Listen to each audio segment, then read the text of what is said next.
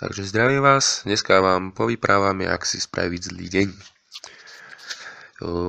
Mal som jeden veľmi zlý deň, začalo to už hneď od rána.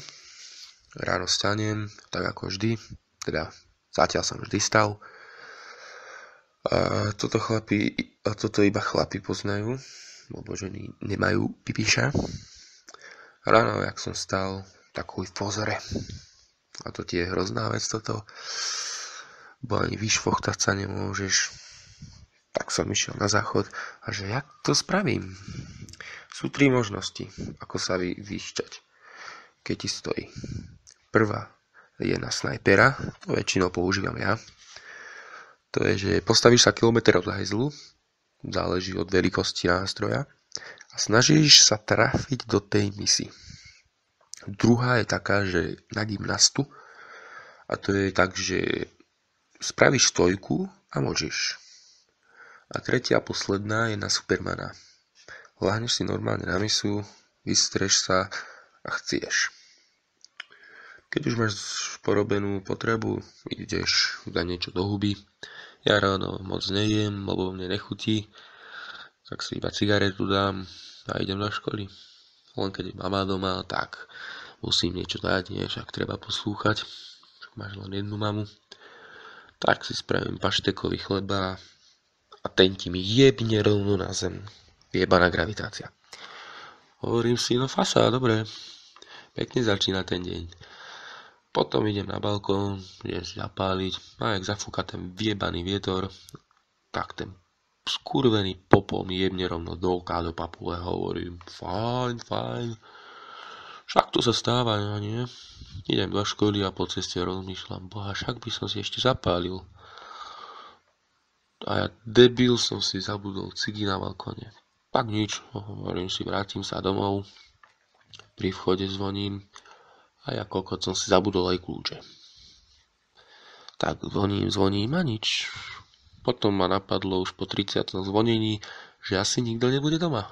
Tak som išiel cez balkón, hovorím si, však bývam iba na druhom poschodí. Však v pohode. Vyliezol som hore, zobral som cigy z balkóna, idem dole. Po ceste si kráčam, idem si zapáliť a zistím, že nemám oheň. Na kurva. Tak som sa vrátil naspäť. Zase sa vytrigám hore, zeberiem zapalovač, idem dole. Po ceste už konečne fajčím. Hovorím si, boha, kľúče nemám, tak rozmýšľam, že ja končím o 2:00, manka končí o 4:00, takže ešte budem mať 2 hodiny čas. No, hovorím si, že skočím ešte na jedno pivo po škole, no.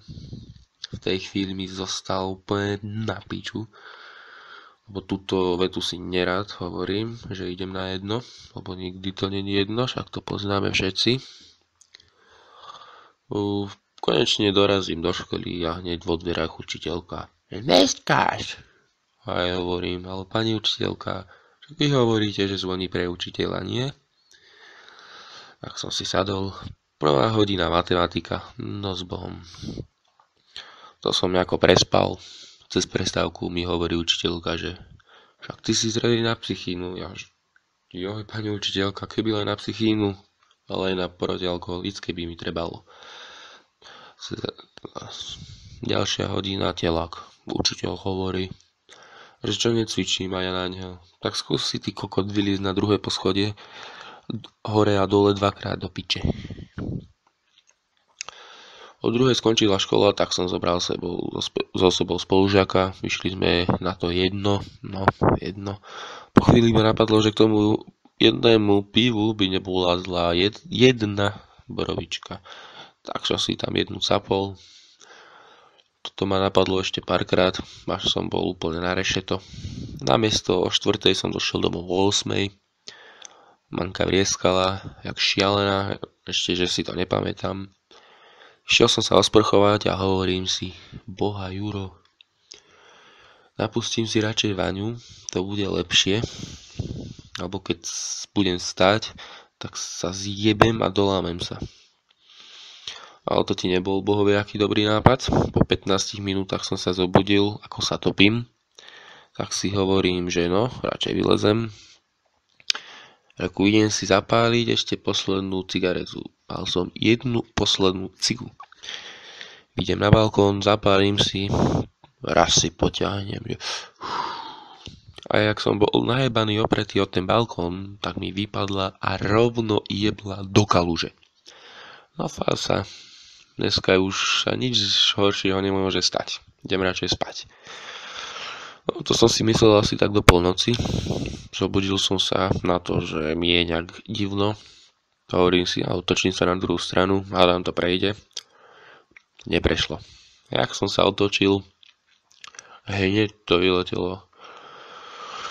Takú šajbu som hodil, hovorím si, fajn, idem pre handru, trochu to utrem.